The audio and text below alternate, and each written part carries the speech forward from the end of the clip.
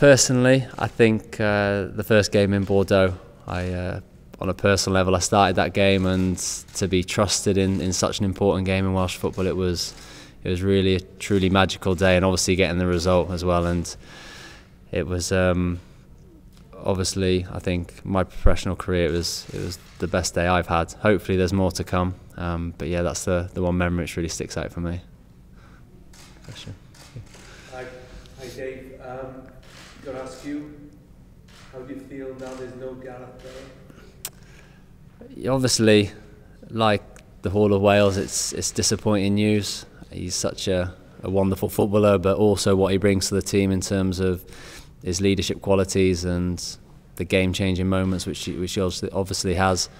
But at the same time, we've had to deal without Gareth before. We've had to deal without Joe Allen and Aaron Ramsey, and players have always come in and put in performances which have personally have seen us be able to get results. So obviously it's hugely disappointing when you see his quality and what he brings. Then it's going to be a blow to any team in the world, not just Wales. But I'm pretty sure that whatever the gaffer decides to do and who he decides to bring in, he's got plenty of options that they'll come in and do enough to get the result in Georgia on Friday.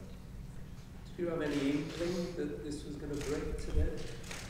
Not really.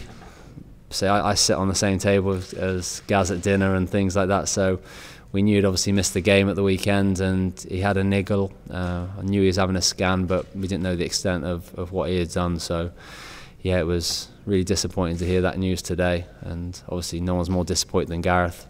So I'm sure he'll try and stay around the squad as long as he can. Obviously he's going to have to listen to doctors at Real Madrid, but I'm sure he'll try and be here and definitely be at the game on Monday as well.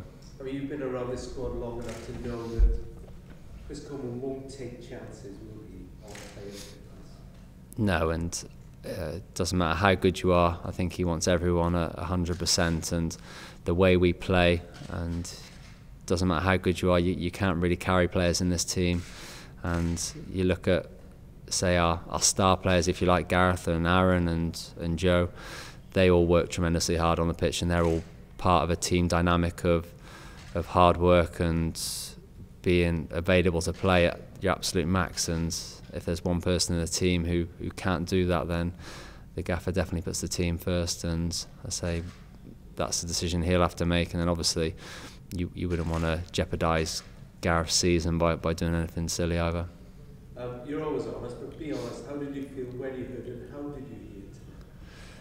I think it was just this morning. We knew Gareth was having his scans, but we didn't know the results. And obviously, speaking to him this morning, he said he was going to miss the games. It's a little bit, your heart sinks a little bit when you first hear it. But I say we've had to go out to Serbia and put on a performance in the summer without Gareth, and I'm sure that we've got players who will come in and be able to fill his boots in different ways with different attributes, and hopefully we can go there and get the win, 'cause it's going to be a huge game. We've looked it up. The last time Wales won a qualifier away without Gareth was Azerbaijan, 2009. Ring a bell? Yeah, yeah, one of my favourite away games, I should say. First, on a personal note, yeah. I didn't know that stat, but say I'm pretty sure that we can break that record on Friday night. I mean, just how much more will it take, and what will have to happen now? Because you mentioned Serbia. It was possibly one of the best performances in the group. That was without Gareth Bale, but how much more does it mean players have to give even more now to cope without the one sort of superstar? Yeah. I don't think there's a player that would have to actually give more on the pitch, but maybe take a little bit more responsibility, because Gareth has that ability to win a game on his own. There could be moments in the game where we defend well, we stay in games, and then Gareth just produces a bit of magic and he'll win the game for you. But we've got other players who can do that as well. You look at Aaron, and Aaron obviously did it out in Serbia, and I'm confident that someone like him can do that. And then you look at what Ben Woodburn's done in the last 2 games, coming off the bench. He's another match winner, and obviously it's going to be hard for the gaffer to choose which way he wants to go in terms of system and who he's going to bring in. But it's not like say when I was first coming through for Wales, where he didn't have those options. He's lucky that he's got players who will come in and do a job, and be able to contribute to us getting 3 points, because at the end of the day that's all that matters. It's 10 years for you now in a Wales squad, isn't it? How much better is this squad, just touching on what you just said, how much better is this squad able to cope with a loss like this than when you first came in there? Yeah, it's a million miles apart, it really is.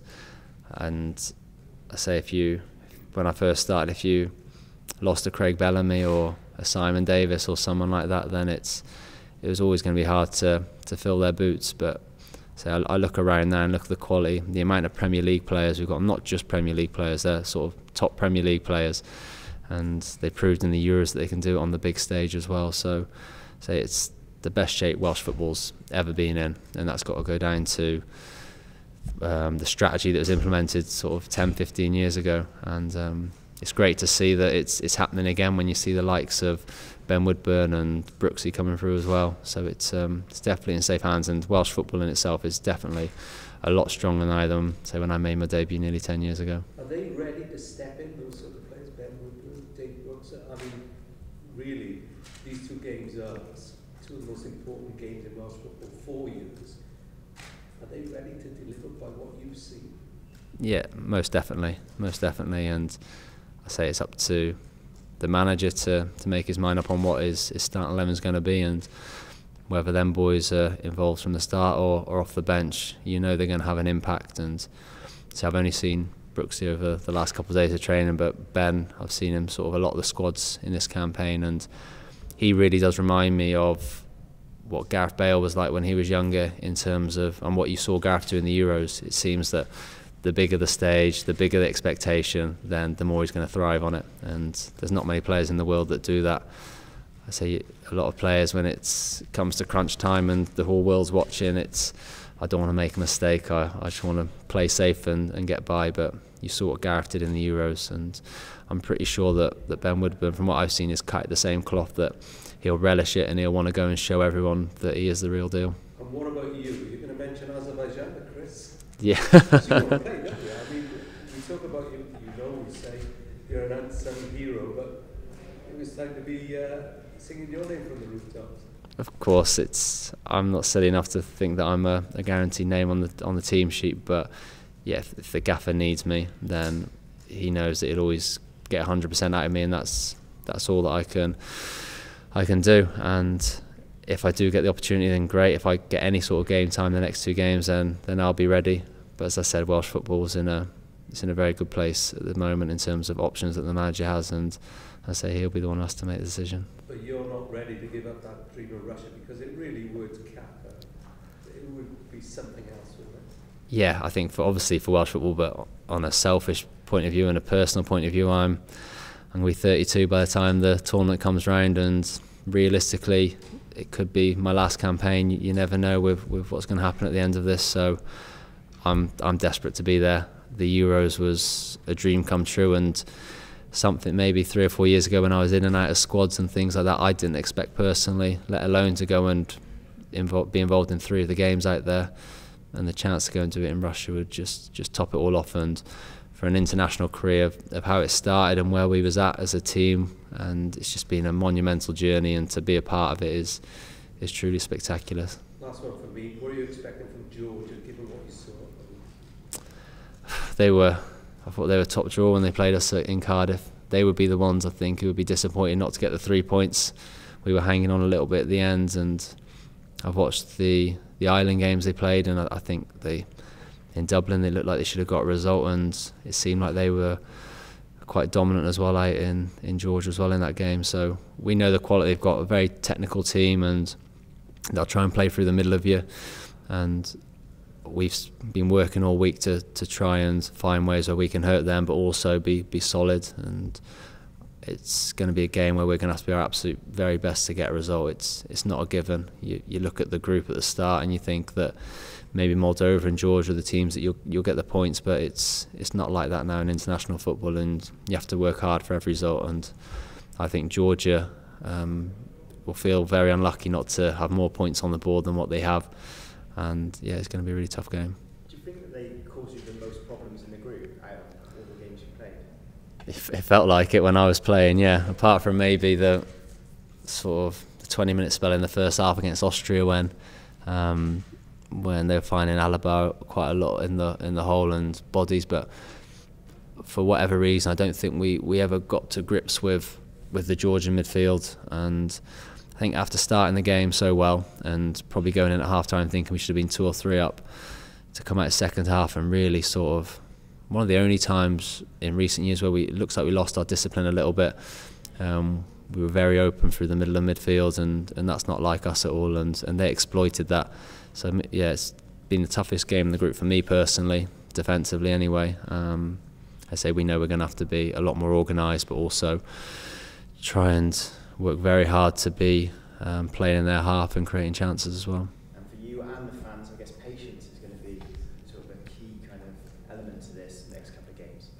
Yeah, it is, and especially away from home where you always set up slightly different, and for whatever reason it's not on the front foot straight away and you're flying at them like it is at Cardiff. So yeah, I thought the fans in particular, I can't sing their praise enough. Over the recent years they've been amazing, but especially this campaign. You look at the Austria game, which was a must-win, and it looked like the game was drifting away a little bit at 0-0, and all of a sudden they break into song, and they definitely inspire you to push on again. And the same against Moldova. It's sort of going into the last 10 minutes being 0-0, and they were still singing their hearts out and driving us forward. And there's not many countries or clubs around the world which will have that support and that patience, as you said, to kind of always stick with us.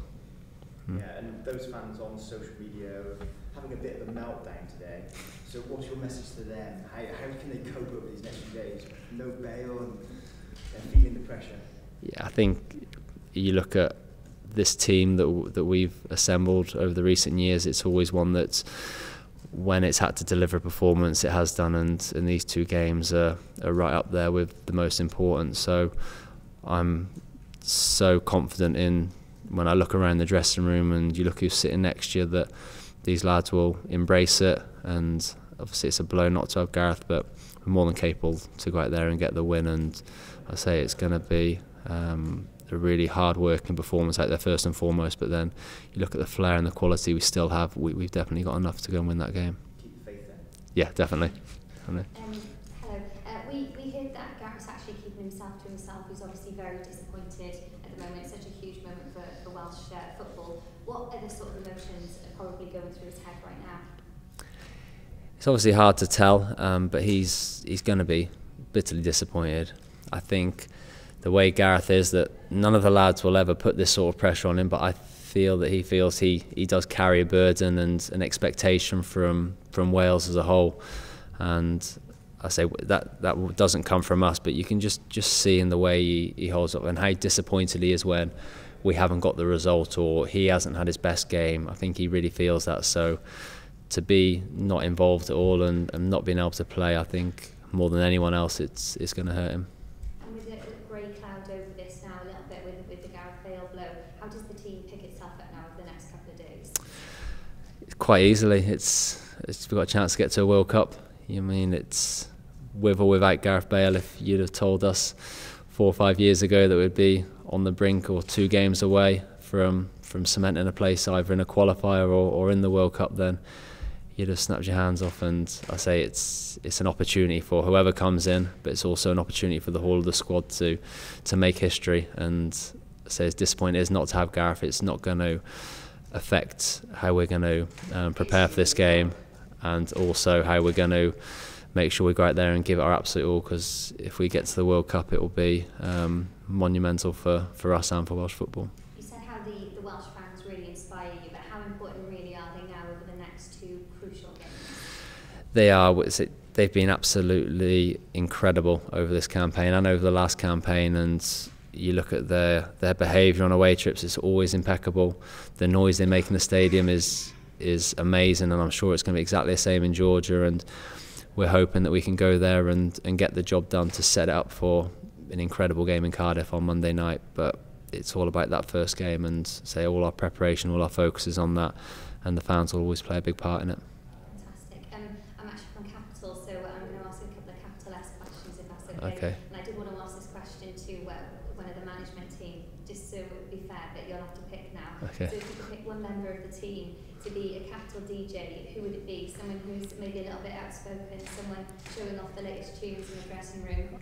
I think it'd have to be my Reading teammate Chris Gunter. He's in control of the iPod at Reds, and he's also in control of it here at Wales. So yeah, and he's always the one on the bus after a game who will have the speakers with him and putting on the different Welsh tunes, whether it's the Joe Allen song or whatever, and he's always the ringleader in it. And you might have heard today that Love Island's Chris and Cam have just released a single, so which two Welsh players would do the same thing? Would that be you and Chris? No, definitely not. Definitely not. I'd have to say, I think Wayne and Joe. I think they're the only two who could get away with some sort of singing or comedy performance together. Be a comedy performance. Yeah. Thank you very much. No worries. Thank you. Dave, obviously last night was the media awards, and you managed to pick up an award yourself. The media awards. How do you feel? I'm still shocked. I couldn't believe it when Rob was said my name at the end, and sort of my stomach dropped a little bit. I said, I couldn't believe it, and something that hasn't really sank in yet, but something I'm obviously so grateful for you guys for appreciating what I do, I suppose. And I think Rob mentioned last night that as much as you have the star players in the club, they'll be in the squad. They'll be the first to say that it's all about the team. And I think me personally and other players in similar to my position, we know that we have to put on the performances and give the rest of the lads the base to go and perform and for them to get the headlines, and say we're more than happy to do that. But it is a team game, and say we're not going to win anything with just one player or two players. So to be recognised as one of the players who helps them along and does that, then say I'm really grateful. And I've always been a team player, and I say to be part of this team in particular is very special, and to be recognised in the same breath as them guys, then yeah, it's pretty wow. Thank you, best of luck. Cheers, thank you.